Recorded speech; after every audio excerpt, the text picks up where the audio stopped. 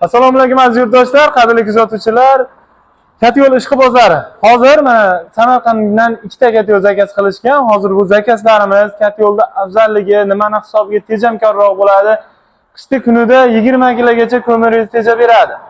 Shuni nima hisobigaligini tushuntirib o'tamiz, komplektlarini va ko'mir qaysi garelkaga, qaysi ko'mirdan yoqish kerak, shular haqida to'liqroq ma'lumot berishga harakat qilamiz. Videoni oxirigacha ko'rib, videoga like bosib kuzatishda davom etinglar. Obuna bo'lmagan bo'lsangiz obuna bo'lib qo'ying. Doimiy sizlar uchun xavfsiz va tejamkor o'tkazish uchun foydali ma'lumotlarimizni berib boramiz. Qanaqadir boshqa katyoldan olgan bo'lsangiz ham, muammosi bo'lsa, aloqaga chiqsangiz iloji boricha maslahatlarimizni beramiz, hal qilishga yordamlashamiz. Kuzatishda davom etinglar. Bizni Facebook, Instagram, TikTok ijtimoiy tarmoqlarida kuzatib turganlar, YouTube kanaliga to'liq video qo'yiladi. Kuzatishda davom etinglar. Barchaga manfaatli bo'lsin, ko'pchilikka jo'natib qo'yamiz. Mana showroomimiz deyarli tayyor bo'lib qoldi. Hozir uni ham aytib o'taman, montaj qilamiz. O'sha montaj qilib turib, katyollarni yoqib, sizlarga ko'mirlar bilan ko'rsatib beramiz. Bu katyolimiz 350 kvadrat uchun mo'ljallangan chugun garelka, kuraksimon chugun garelka qo'yilgan, 130 vattlik veltinator, двойной reduktor, 220 motor. Bunkerimizga 130-150 kilo ko'mir bemalol sig'adi. 2 sutkadan 5-6 sutkagacha bemalol yonib beradi. Miyalarimiz originalidan bo'ladi, hamma mahsulotlari garantiyali. Buni kecha zakaz qilishgan, buni 3 kun oldin zakaz qilishgan. Hozir mayda juda kamini ko'rib, keyin kamchilik bo'lmasligi uchun jo'natib beramiz. Bu katyolimiz nijniy gareniy katyol bo'ladi. Verniy gareniy holatini ham chiqarib berilaveradi. Tejamkorligi bo'yicha, yoqish qulayligi bo'yicha juda ustun turadi. Sababi ustiga qayta-qayta zapravka qilsangiz bo'ladi. Bitta zapravka bilan eng kami 8 soatdan 16-18 soatgacha bemalol yonib beradi. Bir sutkada bir marta, 2 marta ko'mir solib tursangiz bo'ldi. Veltinatorli holatda suyut bo'lganda, suyut bo'lmaganda regulyatorni tiyaga orqali bemalol ishlab bera oladi. Vaqtamat 25 kilovatlik katyolimiz. Bu o'rtaga bitta bochka qo'yamiz. Ikkalasiga ulab turib, sizlarga qaysi ko'mirda qanaqa yonyapti, gradusni qancha vaqtda ko'tara olyapti, shular haqida ko'rsatib beramiz. Bu katyolimizni o'zimiz 3 ko'pikdan zakaz qilishgan, endi olib ketishlari kerak. Pulini deyarli to'lab qo'yishgan. Faqat olib ketish qolgan. Buni oltiariqdan aytishsa, garelkasini yig'ib, buni ham tayyorlab beramiz. Mana hozir ko'mirlarni bitta ko'rsatib o'tay, keyin retortni garelkaga qaysimdan yoqqaningiz yaxshi, uning uchun aytamiz. Mana ko'mirlardan sizlarga yoqib ko'rsatish uchun har xilidan olib chiqib qo'yganmiz. Mana shibarko'l, angren, sulukda, shibarko'lda maydasi. Bilolmani ham ertaga olib chiqib berishadi. Bir yo'la bilolmani ham yoqib ko'rsatamiz. Keyin bu garelkaga qarab turib ko'mirni tanlashingiz kerak bo'ladi. Shular haqida ham to'liqroq ma'lumotlar beramiz. Kuzatishda davom etinglar. Mana shibarko'l ko'mirimiz ko'proq kurak garelkaga ham zo'r. Bu retortniga ham yonaveradi, kurakka ham yonaveradi. Graduslari 6,5 kilokaloriya, 650 gradus atrofida bo'ladi. Endi angren ko'mir kurak garelkaga yaxshi. Angren ko'mirni irik, mayda aralash kurak garelkamiz yoqaveradi. Buni ham temir varianti bor, chugunli varianti bor. Ularni ham showroomimizga terib qo'yamiz. Kelib bemalol yoqib ko'rib ham, garelkani ham katyolda ham xarid qilishingiz mumkin bo'ladi. Nalichida katyollarimiz oz qolyapti. Hozirdan harakat qilaveramiz. Santexnik ustakalarimiz ham 20 kun, 1 oygacha vaqtlari band bo'lib qolyapti. Shuning uchun hozirdan harakat qilib katyolni o'rnatkizib, montajni qilgizib qo'ygan yaxshi. Chunki ertadan keyin katyol o'rnatib berishgan va tovush qiyin bo'ladi yoki ochiq uzoq vaqt kutib qolinadi.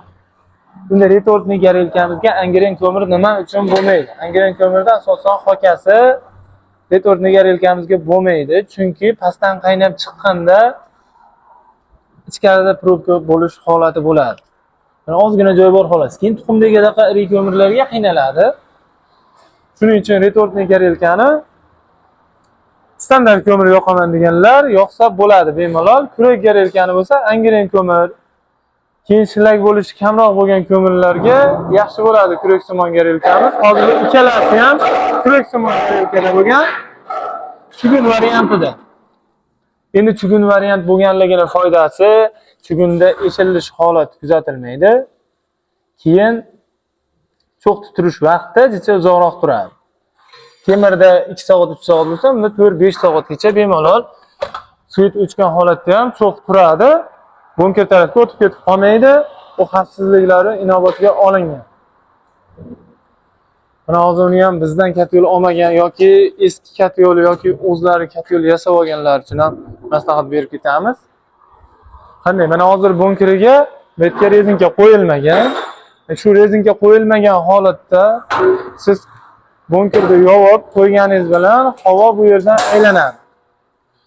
Aylanganligini hisobiga bunker tarafga alanga ketib qoladi.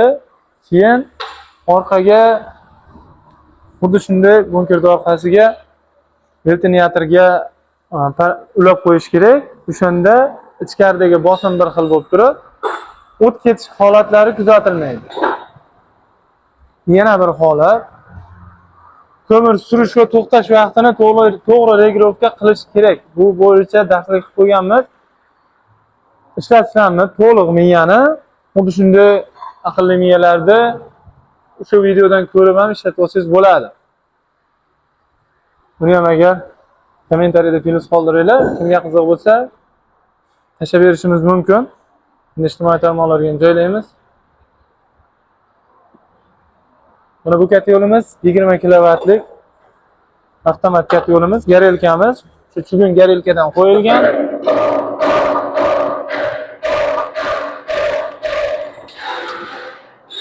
Endi kat yo'lda afzalligini aytib o'tib ketamiz.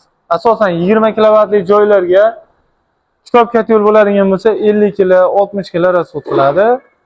Endi bu kat yo'ldan bo'ladigan bo'lsa, tejamkorligi nimada? Ham gorizontalni o't yuryapti, to'g'ri yo'l, ham vertikalnisiga o't aylanyapti. Va dimoxodga qo'lingizni tutganingizda kuyar kuymas holatda issiqlik tashqariga chiqyapti. Buni natijasida siz 20-25 kilogacha ko'miringizni yutib qolyapsiz va yiliga 2 tonna, 3 tonna ko'mirni foydaga olib qolasiz. Bu degani sizga 3 tonnagacha ko'mirni bemalol tejamkor qilib yoqib beradi.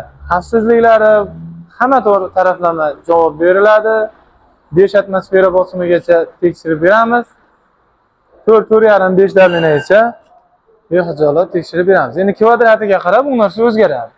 Katta kvadrat bo'ladigan bo'lsa, list qalinlashadi va darlini ham yuqoriroq bo'lishi kerak bo'ladi. Kuzatishda davom etinglar. Mana bu kat yo'llarimizdan 30 kilovatlisi, 35 kilovatlisi nalicha holatda bor. Bu Vector X modelimiz. Oldida ham 4 yo'l yuradi, orqada ham 4 yo'l yuradi.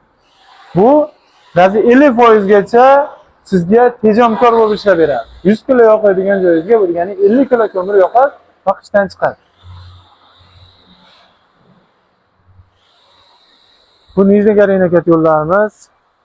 Mana bu bezitli holatda tayyorlab qo'yilgan. Narxi 100 kvadrat joygacha qo'yiladi, 6,5 million so'm. Endi shuni xuddi shuni o'tkazib bo'lgan holati 7,5 million so'm bo'ladi.